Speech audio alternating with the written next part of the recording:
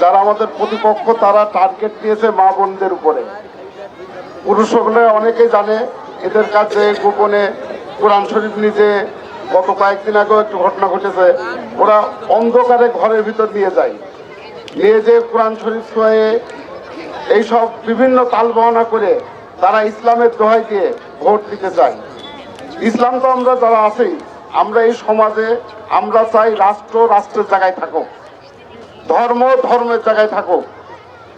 আমরা একসাথে মসজিদে নামাজ পড়তে চাই, আমরা একসাথে ঈদের নামাজ ঈদগাহে পড়তে চাই, আমরা পয়লা বৈশাখ করতে চাই, আমরা 26শে মার্চ পালন করতে চাই, 16ই ডিসেম্বর বিজয় দিবস করতে চাই।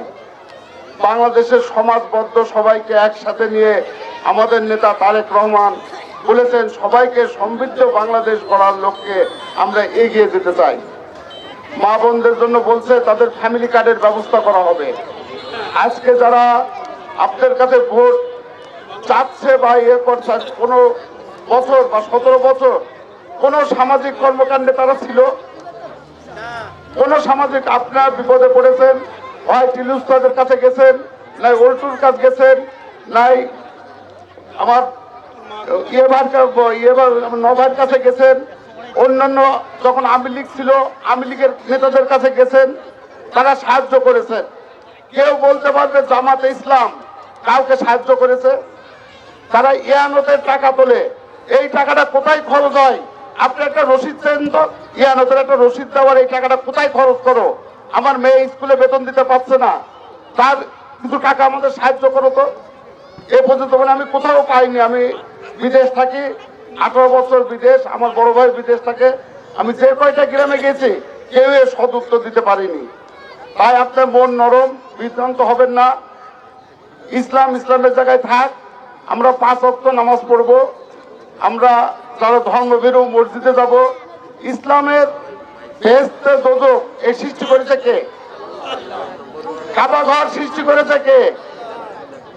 আমাদের মানুষকে সৃষ্টি করেছে কে? আলমডাঙ্গাবাসীর জন্য সুখবর, পশুহাট রোডে উদ্বোধন হয়েছে Suzuki Salman motors luxury motorcycle showroom. এখন এক ছাদের নিচে পাচ্ছেন সুজুকি ব্র্যান্ডের বিভিন্ন নতুন মোটরসাইকেল, দারুণ সুযোগ ও বিশেষ সুবিধা সহ। আজই চলে আসুন পশুহাট রোড, আলমডাঙ্গা, চুয়াডাঙ্গা।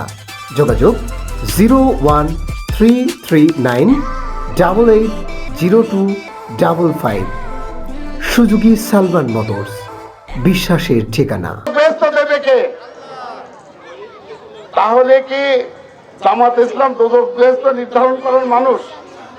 ওনারা বলছে দাঁড়িপাল্লায় ভোট দিলে জামাত মানে বেহেশতে যাবা।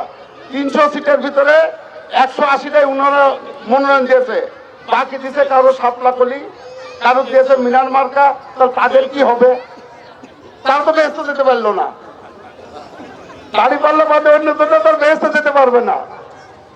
এই জন্য বলছে এইসব বিভ্রান্ত হবে না মানুষ। এখন মা বললো তো ফোন চালায়, ফোন আছে কার কার? হাত তোলেন দিন, ফোন আছে কার কার? ইউটিউবে আপনার সার্চ করে দেখেন ওদের হিস্ট্রি কি। 54 সালে পাকিস্তান যখন হয় তখন ওরা বেইমানি করেছে, ওরা গেছে ইংরেজদের দিকে। স্বাধীনতা যুদ্ধের সময় ওরা গেছে 71-এ পাকিস্তানের দিকে। এই কয়দিন আগে এগুলো তো দেখে আপনার খবর যারা ইউটিউব দেখে নিয়ে দেখেন, প্রথমে পিয়াজ ছাড়া নির্বাচন করব না, এটা ছাড়া এটা করব না, সবই করছে। আর এদের তো চরিত্র জানেন না ভাই, এদের তো এক রূপ দেখছেন। এরা যদি একবার ক্ষমতা যায় তাহলে এদের আসল রূপ দেখবেন। আমরা ইউনিভার্সিটি পড়েছি, রাজশাহী ইউনিভার্সিটির ছাত্র ছিলাম, ওল্টু ছিল রাজশাহী ইউনিভার্সিটি, হ্যালো তো ভাই আমার। আমরা দেখেছি ওদের আসল রূপ, ওরা কি জিনিস। এই জন্য বিভ্রান্ত না হয়ে মুক্তিযুদ্ধের সকল শক্তিকে একসাথে হয়ে যারা এই দেশটাকে চায়নি, মানচিত্রকে চায়নি, তাদের বিরুদ্ধে ঐক্যবদ্ধ হতে হবে। মুক্তিযুদ্ধের সব পক্ষ একসাথে হয়ে আপনার আগামী নির্বাচনটা 12 তারিখে শরীফুজ্জামান শরীফ ধানের শীষের মার্কা দিয়ে দাঁড়িয়েছে। আর আমি পরিবারের কথা বলি, আমরা একটা শরীফুজ্জামান শরীফ আমাদের ভাইদের ভিতরে ছোট ভাই, আমরা 3 ভাই হজ করে এসেছি। আমাদের অনেকে খোঁজ নিয়ে দেখবেন। আমাদের হচ্ছে একটা বড় মাদ্রাসা আছে 5 কমলাপুর।